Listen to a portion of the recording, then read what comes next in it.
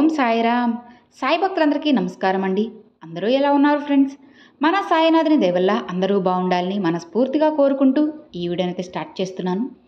ఇక ఈరోజు వీడియోలో బాబాగారు ఎప్పటిలానే ఒక మంచి సందేశాన్ని మనందరి కోసం తీసుకొచ్చారు.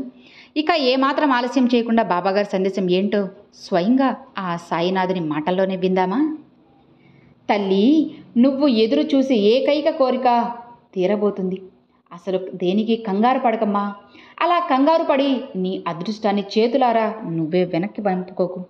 వెంటనే ఇది విను అని బాబాగారితో చెప్తున్నారండి. మరి బాబాగారు మనకి ఏం చెప్పబోతున్నారో, ఈరోజు ఎలాంటి సందేశాన్ని అందివ్వబోతున్నారో స్వయంగా మన సాయినాథుని మాటల్లోనే విందామా? తల్లి, ఇప్పుడు నువ్వు ఎంతో కంగారు పడుతున్నావు కదా. దిగులు పడకు. నువ్వు ఏదైతే జరగాలి అనుకుంటున్నావో, ఏదైతే నీకు రావాలి అని కోరుకుంటున్నావో అది ఇక జరగబోతుందమ్మా. అది కూడా ఎంతో దూరంలో లేదు బిడ్డ.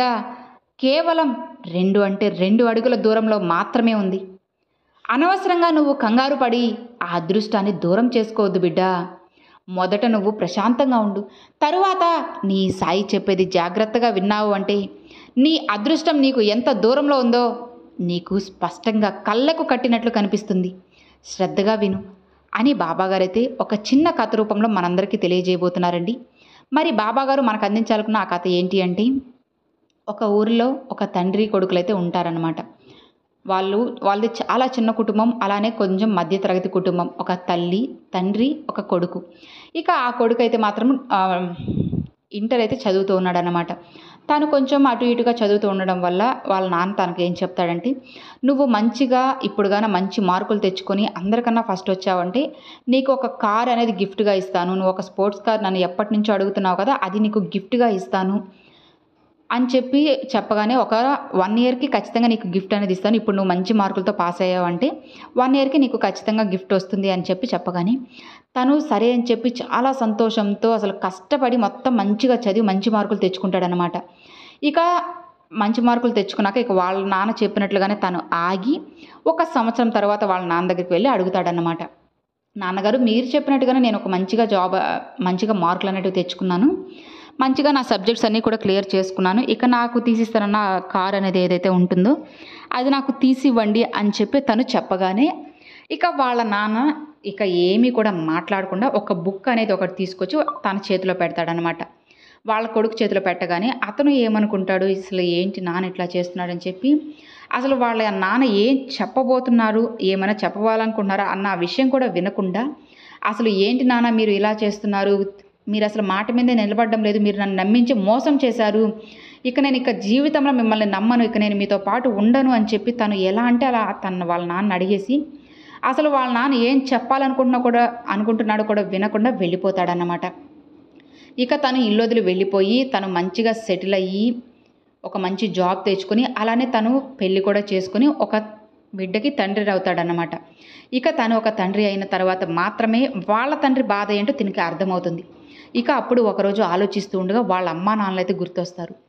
అయ్యో, ఆ రోజు అమ్మా నాన్నలు వదిలి వచ్చేసామే, ఇన్ని సంవత్సరాలు అయిందే, ఇక వాళ్ళు ఏం చేస్తున్నారో ఎలా ఉన్నారో అసలు ఆ రోజు నాన్న నాకు ఏం చెప్దాం అనుకున్నారో, అసలు ఆ బుక్లో ఏముంది అని చెప్పి తను చూద్దామని చెప్పి వెళ్తాడనమాట. ఇక తను ఎన్నో సంవత్సరాల తర్వాత ఎంతో ఆశతో వాళ్ళ అమ్మా నాన్నల దగ్గరికి వెళ్ళగానే ఆ ఇంటికి తలుపు వేసి ఉంటుంది. అసలు ఏంటి అమ్మా నాన్న ఎక్కడికి వెళ్ళారు, తలుపు పెట్టేసింది అని చెప్పి తను ఆశగా తలుపు తీసి చూసి అమ్మా నాన్న అంటూ పిలుచుకుంటూ వెళ్ళగానే ఇక వాళ్ళ ఇంట్లో అక్కడ ఎవ్వరు ఉండరనమాట. తను సరే అని చెప్పి ఇంటి పక్కన వాళ్ళని అడిగితే వాళ్ళు చనిపోయి చాలా సంవత్సరాలు అయింది అని చెప్పగానే తను చాలా బాధపడతాడు. ఇక సరే తను నాన్న నాకు చెప్పాలి అనుకున్న విషయం ఏంటి, అసలు ఆ బుక్లో ఏముంది అని చెప్పి తను ఆశగా వెళ్ళి అక్కడికి వెళ్ళి చూస్తాడనమాట. ఇక ఆ బుక్ అనేది చూసి పేజీలు తిప్పుకుంటూ వెళ్ళగానే ఇక లాస్ట్లో తనకి కారు కొన్నట్లుగా ఒక స్లిప్ అనేది ఉంటుంది. అది అమౌంట్ కూడా పే చేసి ఇక కొద్ది రోజుల్లో డెలివరీ అవుతుందనగా అని ఒక కార్డ్ అనేది వాళ్ళు ఇస్తారనమాట. అంటే కార్ కంపెనీ వాళ్ళు ఒక కార్డు ఇస్తారు, అది ఆ బుక్లో ఉంటుంది. అది ఆ కొడుకు చూపించాలని ఆ రోజు వాళ్ళ నాన్న తనకి ఇవ్వాలనుకుంటాడు. కానీ ఇది అంత దూరం వాళ్ళ కొడుకు ఆలోచించలేక వాళ్ళ నాన్నని అపార్థం చేసుకుని ఇంటి నుంచి వెళ్ళిపోతాడనమాట. ఇక ఇన్ని సంవత్సరాలు తిరిగి వచ్చిన కొడుకు ఇప్పుడు ఆ కారు మా నాన్న నాకు కారు తీసిచ్చాడని చెప్పి ఆ కార్డును పట్టుకొని బోర్నా ఏడుస్తాడనమాట. నాన్న నేను అనవసరంగా అపార్థం చేసుకున్నాను. నాన్న నా కోసంగా కార్డ్ తెచ్చారు, తీసుకున్నారు. అయినా సరే నేను వినకుండా వెళ్ళిపోయాను. ఒక్క నిమిషం ఆగి వినుండాల్సిందేనేమో. ఒక్క నిమిషం నేను ఆగలేకపోయానే.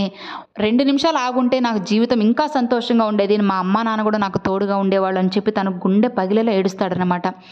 ఇక ఏం లాభం చెప్పండి. ఆ రోజు తను కనుక వాళ్ళ నాన్న చెప్పినట్లు ఒక 2 నిమిషాలు కనుక ఆగుండుంటే జీవితం ఇంకా ఇంకా మంచిగా ఉండేదన్నమాట.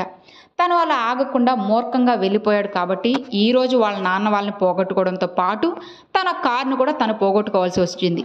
ఇక తను ఇప్పుడు కాకుండా ఒకప్పుడే ఆలోచించి 2 నిమిషాలు కనుక ఆగి ఆలోచించి వాళ్ళ నాన్న ఏం చెప్తున్నారో విన్నట్లయితే వాళ్ళ కారు ఉండేది. వాళ్ళ జీవితం ఇంకా చాలా చాలా అంటే చాలా అద్భుతంగా ఉండేదన్నమాట.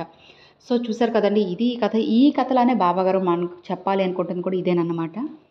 తల్లి, అనవసరంగా కంగారు పడకమ్మా. నువ్వు ఎదురు చూసే కోరిక నీ దగ్గరికి రాబోతుంది. 2 అడుగుల దూరంలోనే అది ఉంది.